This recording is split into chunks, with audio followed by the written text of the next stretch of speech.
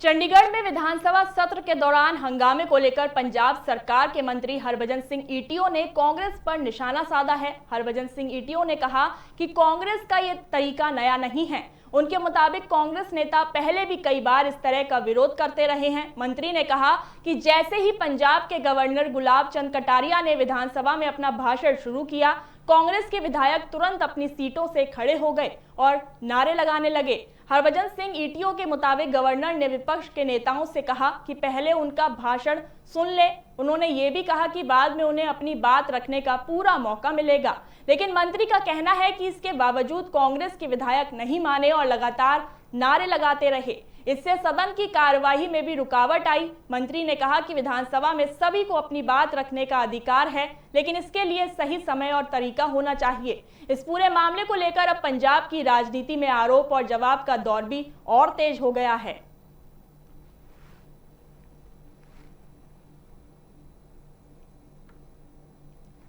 तो आपको बता दें कि खबर चंडीगढ़ से, जहां हरभजन सिंह ने कांग्रेस पर आरोप लगाया। आपको बता दें कि विधानसभा में जो हंगामा हुआ उसे लेकर हरभजन सिंह ईटीओ का कहना है कि कांग्रेस ऐसा हमेशा से करती आई है। उन्होंने कांग्रेस को जमकर इस बात पर घेरा है। उन्होंने बोला कि कांग्रेस को जो कार्यवाही चलती है, उस वक्त जो बातें चलती हैं उसे सुनना चाहिए। तो विधानसभा में जो हंगामा हुआ उसको लेकर हरभजन सिंह ईटीओ ने कांग्रेस पर जमकर निशाना साधा है। उनके मुताबिक उन्होंने बताया कि ये पहली बार नहीं है, बल्कि इससे पहले भी कई बार जो कांग्रेस है वो लगातार ऐसा ही करती है। जब भी विधानसभा का सदन शुरू होता है तो कांग्रेस लगातार हंगामा करती है। तो आपको बता दें कि हरभजन सिंह ईटीओ ने कांग्रेस को इस मुद्दे पर जमकर घेरा है। इस बात पर पंजाब की जो सियासत है वो और गर्मा गई है। हरभजन सिंह ईटीओ के मुताबिक गवर्नर ने विपक्ष के नेताओं से ये भी कहा था कि पहले उनका भाषण सुन लें, लेकिन कांग्रेस जो है वो लगातार ये करती आई है। ऐसा पहले भी कांग्रेस ने कई बार किया है कि गवर्नर का भाषण सुने बिना ही वो लगातार हंगामा करती आई है। इसे लेकर अब जो पंजाब की राजनीति है उसमें आरोप और प्रत्यारोप का दौर जारी है। तो आपको बता दें कि जो विधानसभा में कांग्रेस लगातार हंगामा मचाती है, इसको लेकर हरभजन सिंह ईटीओ ने कांग्रेस को जमकर घेरा है। उन्होंने बताया कि कांग्रेस का ये तरीका नया नहीं है, बल्कि कांग्रेस का ये जो रवैया है वो हर बार का रहता है। विधानसभा हंगामे पर हरभजन सिंह ईटीओ ने कांग्रेस को जमकर घेरा। उन्होंने बोला कि जो विपक्ष के नेताओं से हम ये मांग भी करते हैं कि जो पहले गवर्नर का भाषण होता है उसे सुन लें, लेकिन जो विपक्ष है वो लगातार हंगामा मचाता है सदन में।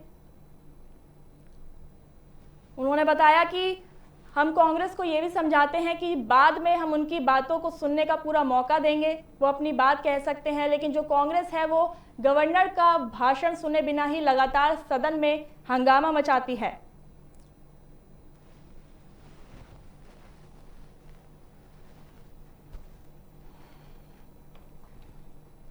ये ऐसे ही करते हैं, आज इनका कोई नया काम थोड़ी है।